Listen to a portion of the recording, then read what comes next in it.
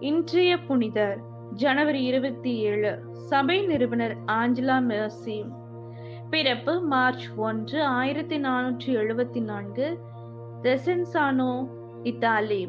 இறப்பு ஜனவரி 27, 1540, பிரேஷியா, இத்தாலி. இவர் 1516ஆம் ஆண்டிலிருந்து பிரேஷியா என்ற ஊரில் வாழ்ந்தார். இவர் எண்ணிலடங்கா சமூக பணிகளை செய்தார். எண்ணிலடங்கா ஏழை மக்களின் வாழ்வை உயர்த்தினார். இவர் 1625ஆம் ஆண்டு தனது 50ஆம் வயதில் பாலஸ்தீனாவிற்கு புனித பயணம் ஒன்றை மேற்கொண்டார். அங்கிருந்து மீண்டும் பிரேஷியாவிற்கு திரும்பியதும் பெண்களுக்கென்று நிறுவனம் ஒன்றை கட்டினார்.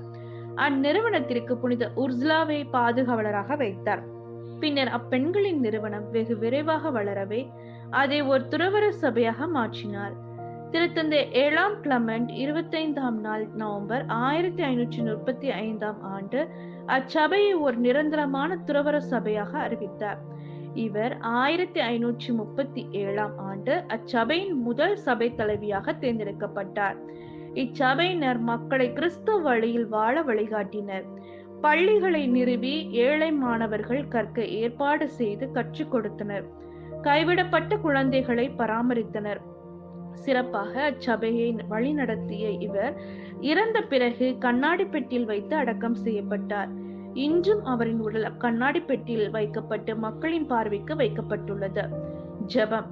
அன்புள்ள ஆண்டவராகிய கடவுளே, கன்னியான புனித ஆஞ்சலா எங்களை உமது அன்பிலும் பராமரிப்பிலும் வைத்து பாதுகாப்பாராக.